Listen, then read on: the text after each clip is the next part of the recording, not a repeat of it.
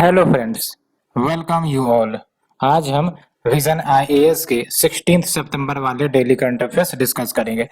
Discuss करने से पहले एक इम्पोर्टेंट जो एक्सपीरियंस जो हमने फेस करी है वो ये कि कभी-कभी हमें जो यूपीएससी की तैयारी है इसमें हम लोग लोनली फील करते हैं। बेसिकली आपका कहना बिल्कुल सही है कि हाँ, ये तैयारी कुछ होती ही इस प्रकार से है जिसमें हम लोगों को घर से दूर जाना पड़ता है और अल्टीमेटली फिर तैयारी करनी पड़ती है, हमें पूरा टाइम इन्वेस्ट करना पड़ता है। ये सब बातें सही है, लेकिन ये भी बात सही है फ्रेंड्स कि इसमें हम लोग बिल्कुल भी अकेले नहीं हैं, है ना? इस जर्नी में हम लोग बिल्कुल भी अकेले नहीं हैं। सबसे पहली बात तो ये है कि इस जर्नी में हम अपने साथ अपने आत्मविश्वास को रखे हुए हैं, है ना? हमारा आत्मविश्वास सबसे बड़ी ताकत है हमारे लिए। दूसरी इंपॉर्टेंट बात कि परमात्मा भी आपके ऊपर पूरा आशीर्वाद बरसाए हुए होती हैं, है ना? उनका साथ तो होता ही होता है, आपके माता-पिता, आपके पेरेंट्स, इन सबों का भी साथ होता है और इनके आशीर्वाद से ही आप लोग आगे बढ़ते हो, आपके अंदर एनर्जी आती है और आप डेली मोटिवेशंस के साथ अपने स्टडी को कंटिन्यू करते हो डिस्पाइट कभी-कभी जो चैलेंजेज आती है उस चैलेंजेज को भी आप बारीकियों से फेस करके आगे निकलना सीख जाते हो। यही तो इम्पोर्टेंट बेनिफिट है इस तैयारी की और इसको समझने के लिए कि हाँ, despite challenges we are able to tackle it slowly ही सही, लेकिन हम लोग टेकल करने में सक्षम होने लगते हैं, है ना? तो इस जर्नी में बिल्कुल भी आप अपने आप को अकेला ना समझे, क्योंकि आपके साथ परमात्मा है, आपके पेरेंट्स हैं, ये पूरी कायनात आपको मदद करने के लिए जुड़ जाती है अगर आप खुद को अपने आप के साथ मदद करने के लिए जुड़ जाते हो, है ना? और इनफैक्ट आप लोग मेरा साथ देते हो, हमें मोटिवेट करते हो, दैट्स व्हाई हमें भी एनर्जी मिलती रहती है और कंटिन्यूटी के बेसिस पे हम भी काम करते रहते हैं। तो हम लोग साथ मिलकर पढ़ेंगे और यूं ही कट जाएगा सफर साथ चलने से कि मंजिल आएंगी नजर साथ चलने से, है ना? ये कितना अच्छा गाना है, आप ऑब्जर्व कर सकते हो, एक बार सुन के देखो, आनंदित हो जाता है ना? यूं ही कट जाएगा सफर साथ चलने से कि मंजिल आएगी नजर साथ चलने से। So friends, we all are united, है ना? इस जर्नी में हम लोग एक साथ है, घबराने की जरूरत नहीं है। हम लोग साथ चलेंगे, साथ आगे बढ़ेंगे और मंजिल को पाएंगे भी, ठीक है? सो फ्रेंड, इसी मोटिवेशन के साथ let's continue with our article. Cabinet approves number of structural and process reforms in telecom sector. तो टेलीकॉम सेक्टर में बेसिकली बहुत सारे सुधार इंक्लूडिंग स्ट्रक्चरल रिफॉर्म किए गए हैं। क्या क्या वो रिफॉर्म्स है? सबसे पहले हम लोग स्ट्रक्चरल रिफॉर्म्स की बात करते हैं। तो ये जो आपका एजीआर का मुद्दा रहता है, एडजस्टेड ग्रोस रेवेन्यू, जिसको बार बार गवर्नमेंट एक रेवेन्यू के रूप में देखती है जो टेलीकॉम सेक्टर से कलेक्ट किया जाता है ना?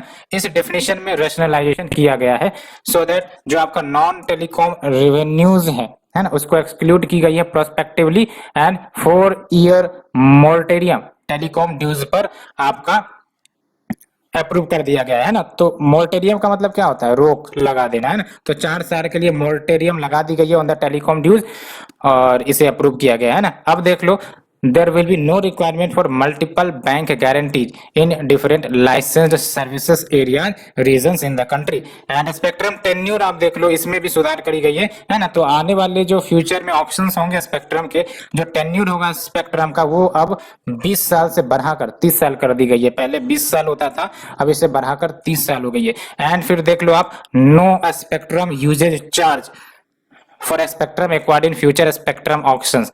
एंड सबसे मोस्ट इंपॉर्टेंट जो आप देख सकते हैं यहाँ पर, 100% एफडीआई, वो भी ऑटोमेटिक रूट के अंतर्गत परमिट करी गई है in the telecom sector. When we say automated route, यानी कि यहाँ पर आपको जब एफडीआई आएगी तो गवर्नमेंट से कोई परमिशन नहीं लेने की जरूरत होगी, एफडीआई डायरेक्टली आपका इन्वेस्ट कर सकते हैं इन द कंपनीज, है ना?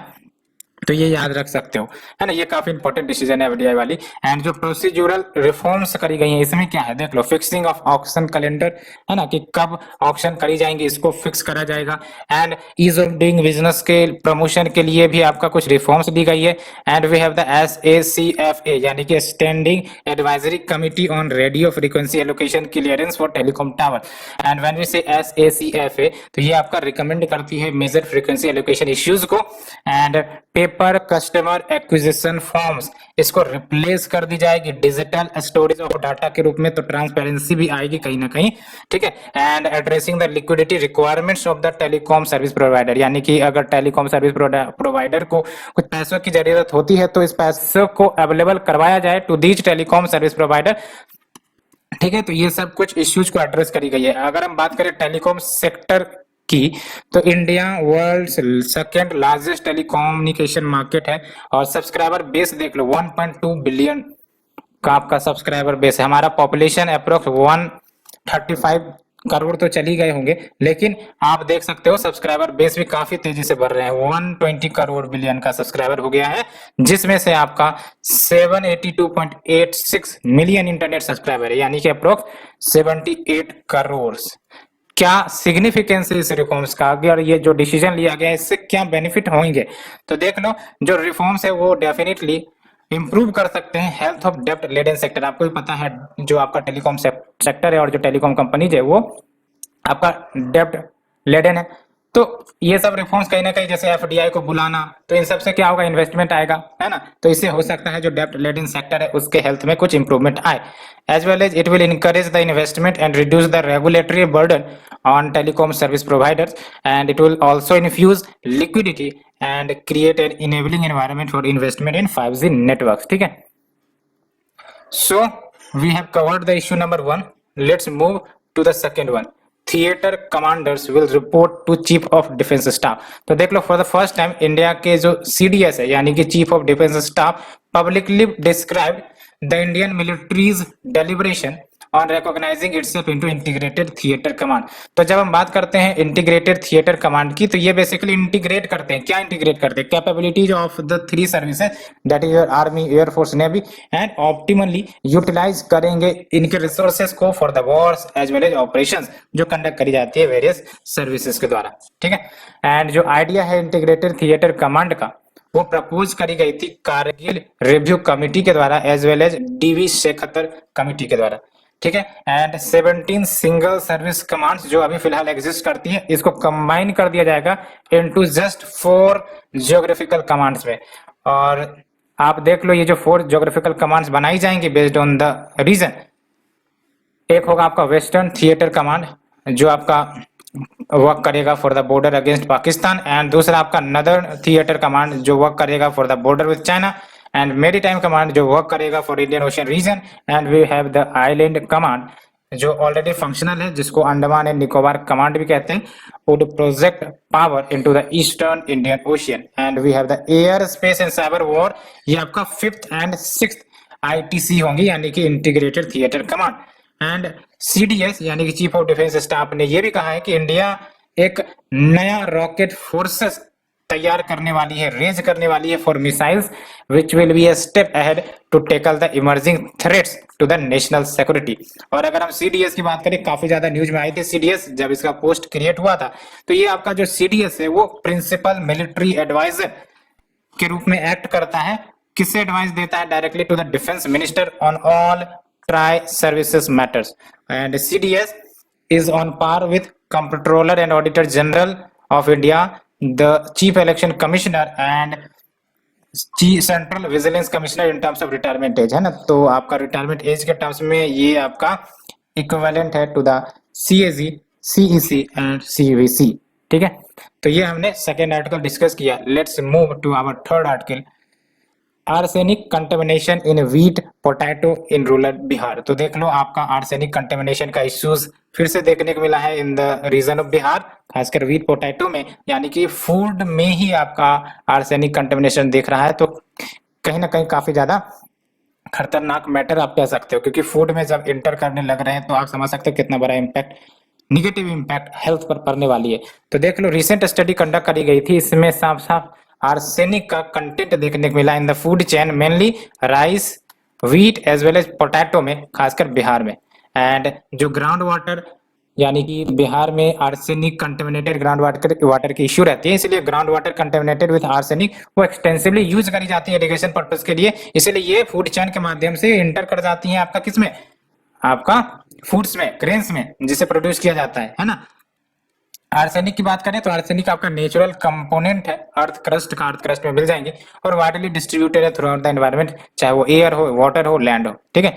एंड आर्सेनिक सॉइल में इंट्रोड्यूस किया जाता है as well as ground water में भी ये डिजोल्व हो जाती है जब आपका रॉक का वेदरिंग होता है, एज वेल एज जो मिनरल्स कंटेनिंग द आर्सेनिक इसका वेदरिंग होता है, followed by subsequent leaching and run of. Leaching मतलब समझ रहे, जो भी मिनरल्स होंगे वो down the surface underground deposit होने लगते हैं, उसे कहते हैं लीचिंग, है ना। और सबसे इंपॉर्टेंट बात तो ये कि हाईली टॉक्सिक है in its inorganic form and people are expose to elevated levels of inorganic arsenic. कैसे, तो जब उन्होंने कंटेमिनेटेड वाटर को ड्रिंक कर लिया जिसमें आर्सेनिक की कंटेंट ज्यादा थी, तो इसके कारण आपका आर्सेनिक इंटर कर गया शरीर में, या फिर आप कंटेमिनेटेड फूड यूज कर रहे हो, है ना, या फिर कंटेमिनेटेड वाटर यूज कर रहे हो इन द फूड प्रिपरेशन, तो भी आपका आर्सेनिक इंटर कर जाता है।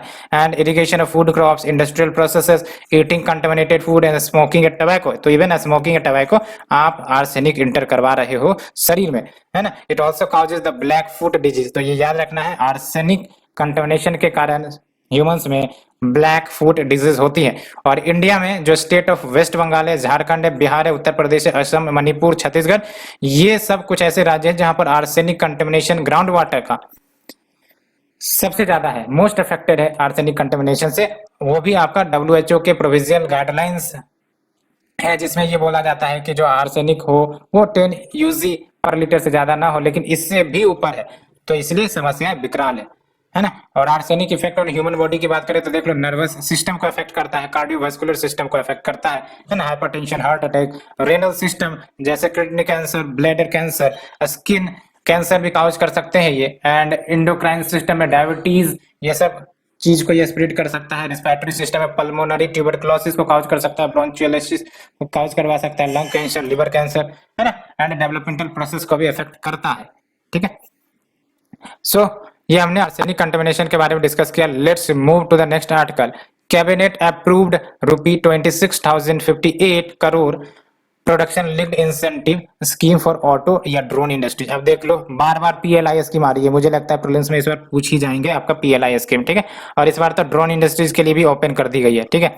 तो आप देख लो, जो आपका कैटेगरी है, एक तो आपका PLI फॉर ऑटो इंडस्ट्रीज और दूसरा आपका PLI फॉर ड्रोन इंडस्ट्री। तो 5 साल के लिए चलाए जाएंगे ऑटो इंडस्ट्रीज के लिए और ड्रोन इंडस्ट्रीज के लिए 3 सालों के लिए। ऑब्जेक्टिव क्या होगा कि जो आपका ऑटोमोटिव टेक्नोलॉजी प्रोडक्ट्स बनाने वाली इंडस्ट्री है ना, उसमें जो भी रुकावटें हैं जिसके कारण आपका जो मैन्युफैक्चरिंग नहीं हो पाता है, या फिर यूं कह सकते हो कि जो प्रोडक्शन कॉस्ट है वो ज्यादा होती है, इससे लोग नहीं खरीद पाते, तो ऐसी जो समस्या है उसको ओवरकम करना, ठीक है, सो दैट भारत में मैन्युफैक्चरिंग तो प्रमोट हो ही हो और उसके साथ साथ आपका डिमांड भी बढ़े, है ना। ऑब्जेक्टिव यही है बेसिकली, PLI स्कीम का ऑब्जेक्टिव यही है कि मैन्युफैक्चरिंग को प्रमोट करना है, ठीक है। और एलिजिबल पार्टिसिपेंट कौन है इसमें, आप देख लो, existing automotive companies yes, as well as new investor yes, who are currently not in automobile और auto component manufacturing businesses. Other features देख लो, 2 कंपोनेंट है, एक तो चैंपियन OEM इंसेंटिव स्कीम है जो battery electric vehicles and hydrogen fuel cells vehicles के ऊपर आपका ऑपरेट हो रही है। दूसरा आपका कंपोनेंट चैंपियन इंसेंटिव स्कीम जो आपका एडवांस ऑटोमेटिव टेक्नोलॉजी कंपोनेंट्स जो व्हीकल्स की बनाई जाती है ना, इसके ऊपर लागू होती है, नाम से पता चला कंपोनेंट चैंपियन इंसेंटिव, और ये आपका OEM इंसेंटिव स्कीम, ठीक है। ये बात हो गई। एंड बात करते हैं दूसरे कैटेगरी की, यानी कि ड्रोन्स के लिए क्या आपका है, तो ऑब्जेक्टिव देख लो, जो भी strategic tactical and operational uses है इस रिवोल्यूशनरी टेक्नोलॉजी का उसको एड्रेस किया जाए। एंड यहाँ पर देख लो, एलिजिबल पार्टिसिपेंट कौन है, मिनिमम वैल्यू एडिशन नॉर्म 40% रखा गया of the net sales with eligibility age, जो MSME एंड स्टार्टअप्स होंगे उनका annual sales turnover 2 crore drones के लिए एंड 50 लाख ड्रोन कंपोनेंट्स के लिए अगर होगा तभी ये एलिजिबल होगी इस स्कीम के लिए। नॉन MSME कंपनीज के लिए क्या है, एनुअल सेल टर्नओवर आपका 4 करोड़ होना चाहिए ड्रोन्स के लिए और 1 करोड़ होना चाहिए फॉर ड्रोन कंपोनेंट्स मैन्युफैक्चरिंग जो करी जाती है ना, तभी ये एलिजिबल होंगे। एंड अदर फीचर्स की बात करें तो जो लिस्ट ऑफ एलिजिबल कंपोनेंट है उसको एक्सपेंड किया जा सकता है by the government in the coming years या time, and developers of drone related IT products are also covered for this incentive. So ये हमने डिस्कस किया आपका PLI scheme. Next is your 68th crime in India 2020 annual report by the national crime records bureau. क्या की finding है देख लो, changes forms 2019। तो फिर देख सकते हो क्या फाइंडिंग है ना 2019 और 2020। ये जो आपका कुछ डाटा, ये काफी इंपॉर्टेंट डाटा है, प्रीलिम्स के लिए नहीं, मेंस के लिए, ठीक है। कंपैरिजन किया जा रहा है, देख लो कॉमनल राइट्स 2019 में आपका 438, 2020 में बढ़कर आपका 857, 96% का इंक्रीजमेंट, आप समझ सकते हो 96% का इंक्रीमेंट। कास्ट बेस्ड राइट्स 2019 में 492 और देख सकते हो 2020 में बढ़ के आपका 736, 50% का इजाफा। एग्रीगेरियन राइट्स 2019 में 1579, 2020 में 2188, यानी कि 38% का इजाफा। आपको ये डाटा याद नहीं रखने, आप ये याद रखो कि लगभग सब में इजाफा ही आया, परसेंटेज इंक्रीज। कॉमनल राइट देख लो 96% इंक्रीज, और जो आपका आंदोलन या मोर्चा राइट है 33% increase, and promoting enmity between groups ये आपका 70% इंक्रीमेंट देखने को मिला है, ठीक है। तो ये देख सकते हो की फाइंडिंग्स। अन्य डिटेल्स की बात करें तो देख लो 2020 saw fewer ट्रेडिशनल क्राइम, है ना, like those committed against women and children. इसमें कुछ आपका फ्यूअर क्राइम देखने को मिला है अदर, लेकिन big spike in civil conflict, तो सिविल कन्फ्लिक्ट के मामले में काफी बड़ा इजाफा देखा गया। और देख लो द केसेस ऑफ सेडिशन वो डिक्लाइन हुआ है फ्रॉम 93 जो 2019 में थे, और आपका 73 हो गया है अब, है ना। तो आपका सेडिशन वाले केसेस में डिक्लाइन हुआ है। एंड क्राइम अगेंस्ट वुमेन इसमें आपका 8.30% का डिक्लाइन है। ये भी काफी इंपॉर्टेंट फैक्ट है ना। तो क्राइम अगेंस्ट वुमेन जो कि एक इंपॉर्टेंट टॉपिक है हमारे मेंस का, यहाँ पर आपका 8.30% का बेसिकली गिरावट आई है। And majority of cases were related to cruelty by the husband और हिज रिलेटिव्स, ये आपका फाइंडिंग आया है, जिसमें 30% ये केसेस आ जाते हैं। Followed by assault on women with intent to outrage her modesty, जो कि आपका 23% शेयर है। And cases registered against juveniles saw a decrease in 7.8%, ये भी काफी इंपॉर्टेंट फाइंडिंग है ना। तो जुवेनाइल्स के अगेंस्ट जो केसेस रजिस्टर करी जाती थी उसमें भी गिरावट आई है। और जो मेजोरिटी ऑफ जुवेनाइल्स है वो जो केस में दायर किए जाते थे वो आपका 16 से 18 एज ग्रुप के ही होते थे। And crime against SC STs के ऊपर क्या डाटा है, तो खासकर अगर SCs की बात करें तो देख लो SCs की अगर बात करें तो 9.4% का इजाफा आया है। और कौन से केसेस में, है ना, सिंपल हर्ट के केसेस में आपका 32.9% form the largest chunk. And उसके बाद कौन से केसेस आ रहे हैं आपका, प्रिवेंशन ऑफ एट्रोसिटीज एक्ट 8.5% का। And we have the schedule tribes जो कि आपका इसमें 9.3% से केसेस का इजाफा है। और सिंपल हर्ट वाला जो कैटेगरी है इसमें आपका मेजोरिटी शेयर है 27.2%, followed by rape with 13.7%। And economic offences इसमें आपका डिक्लाइन देखने को मिला 12%, है ना। तो there was a decline of 27% in the cases under the prevention of corruption act 1988। And cyber crimes की अगर बात करें तो देख लो 11.8% का इजाफा आया है, ठीक है। Now let's move to the shorter news AUKUS. तो देख लो यूएस, यूके एंड ऑस्ट्रेलिया ने अनाउंस किया है ऑकुस के फॉर्मेशन को। क्या है ये AUKUS? New trilateral security partnership होगा इंडो पैसिफिक रीजन के लिए, है ना। तो देख सकते हो एयू इज योर ऑस्ट्रेलिया, ठीक है, A is your Australia, UK is your आपका UK, and US is your US, ठीक है। तो आपका ऑकुस हो गया ऑस्ट्रेलिया, यूके, यूएस, और ये ट्राइलेटरल सिक्योरिटी पार्टनरशिप होगा फॉर इंडो पैसिफिक रीजन के लिए, ठीक है। And first project of AUKUS ये बेसिकली ऑस्ट्रेलिया को मदद के लिए होगा to acquire nuclear powered conventionally armed submarine fleet, है ना। तो जो first project under this AUKUS जो लाया जाएगा वो ऑस्ट्रेलिया को मदद करने के लिए, सो दैट ऑस्ट्रेलिया एक्वायर कर सके nuclear powered conventionally armed submarine fleet को। And the three heads of the state यानी कि यूके, यूएस और ऑस्ट्रेलिया रीअफर्म्ड देयर इंटेंशन कि वो कंटिन्यू करना चाहती है to work with their allies and groupings in tandem with AUKUS with the Quad as well, है ना, being mentioned by the UK and Australia। and UNCTAD trade and development report 2021 ये release करी गई। क्या याद रख सकते हैं इसमें, जो ट्रेड एंड डेवलपमेंट रिपोर्ट है ये किसके द्वारा रिलीज करी जाती है, UNCTAD के द्वारा। क्या की फाइंडिंग है देख लो 2020 में 3.5% का फॉल हुआ था। उसके बाद जो United nation conference on trade and development है ये एक्सपेक्ट कर रही है कि जो आउटपुट है वर्ल्ड आउटपुट या ग्लोबल आउटपुट का हो वो ग्रो कर सकती हैं इस साल 5.3% से। And UNCTAD expects world output to grow 3.6% in 2022। तो ग्लोबल जीडीपी का जो प्रिडिक्शन लगाया गया है आपका UNCTAD के द्वारा वो आपका 3.6% का लगाया गया है, जो 2022 में हासिल हो सकती है। और India suffered A contraction of 7% in 2020 and ये फिर ग्रो करेंगे, एक्सपेक्ट करी जा रही है कि इंडिया का भी जीडीपी ग्रो होगा 7.2% से in the 2021। And the report projects की जो इंडिया है will look clock an economic growth of 6.7% in 2022, slower than the country's expected 2021 growth rate. तो 2021 growth rate तो आपका 7.2% एक्सपेक्ट करी जा रही है, लेकिन 2022 में जो एक्सपेक्टेशन है इकोनॉमिक ग्रोथ का वो कम करी गई है, जो बोला जा रहा है कि 6.7% हो सकता है। And income and wealth inequalities ये वाइडन हुई है, सोशल अनरेस्ट इंक्रीज हुआ है भारत में, ये बोली गई है इनके द्वारा।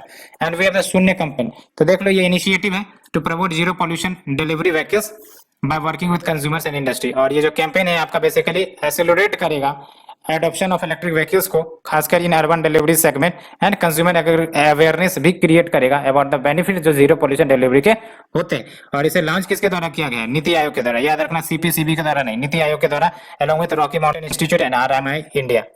नेक्स्ट जो ट्रांसपेरेंट सेरेमिक्स, तो इंडियन रिसर्चर ने डेवलप किया है ट्रांसपेरेंट सेरेमिक्स को, that is magnesium aluminium spinal ceramics कहते हैं इसको, reaching the theoretical transparency via technique. कौन सा टेक्निक है ये? आपका कोलाइडल प्रोसेसिंग, और ये for the first time India में हुआ है। और जब हम बात करें स्पाइनल की, तो ये आपका currently emerging as a transparent ceramic based on the outstanding optical properties of transmission, जिसमें आपका मोर देन 75% वो आपका visible and more than 80% in the infrared range में आती है।